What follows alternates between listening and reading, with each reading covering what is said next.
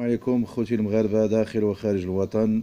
كنشكركم على التتبع ديالكم، وبغيت نشير بعض النقاط حيت هذاك الشيء زاد بزاف بزاف بزاف على الحد ديالو، واللي كنا كنتكلموا عليه في الفيديوهات اللي قبل، على هاد الزعيم الفاشل، على هاد الخائن، هاد المتربص، هاد اللي ممول من طرف المنظمات. الناس ناسيه واحد النقطه، ان راه كاينه 20 منظمه في اوروبا اللي عندها اهداف الخراب لهاد البلاد، وهي اللي كتمول هاد الحيوان اللي غنسميه حيوان حيت كتر بزاف، واكد بانه ما كيتكلمش على المطالب وما عنده حتى شي علاقه بالمطالب ديال الحسيمه وبالمطالب ديال السكينه. هاد السيد اكد بهاد الانفجارات ديالو بانه عنده اهداف سياسيه، وهي الاهداف الخراب والمس بالامن والامان والاستقرار ديال هذه البلاد. مي وصلت به الجرأة وتخطى ولا يدخل البيت الله المقدس ويدير هذيك الحيحة ويبدا يدخل في شي تفاصيل، وباغي يدير فيها واحد الداعية، وباغي يدير فيها وقيلا من شي واحد من الاولياء الله صحيح يتكتر بزاف، واخد الدين بواحد المفهوم خاطئ.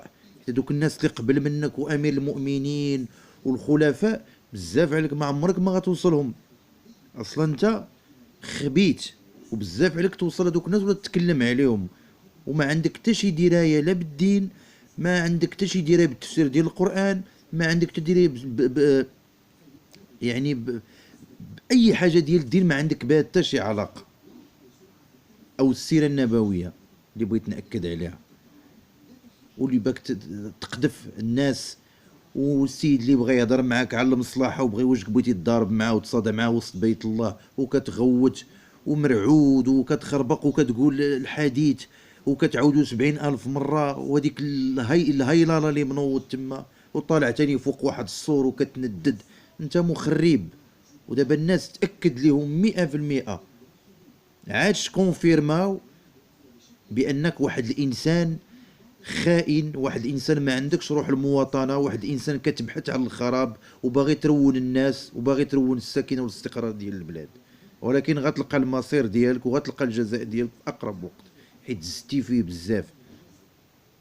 والمغاربه راه ماشي دراري صغار انك باش تضحك عليهم. هادوك الناس اللي كتضحك عليهم وكتبين بانهم كتجري على المصالح ديالهم وانك كتكافح، راك ما مكافح ما والو. اللي كيكافح على السلم، واللي كيكافح طالبتي بالمطالب، ناقشتي الامور اللي هي منطقيه، رجاو الناس. وليتي كتلاح بندروا لك شي مبندرين واقيلا حسوك بانك شي زعيم، تيقتي راسك، وليتي غادي في واحد الطريق اللي غتخرج عليك، وقلنا لك شحال من مره وتكلمنا معك. ولكن باش توصل بك الوقاحه وكدير فيها انك انسان متدين ومتبع الحديث ديال عمر بن الخطاب، راك انسان فاسد وانسان تتنكر ومتنكر في صفه واحد خبيث اللي باغي يمس الخراب وباغي يضر بمصلحه البلاد. وهذا الشيء ما غنسمحوش لك ان شاء الله، وغتلقى الجزاء ديالك في اقرب وقت ان شاء الله، حيت زدتي فيه وتكرفستي بزاف وتعديتي.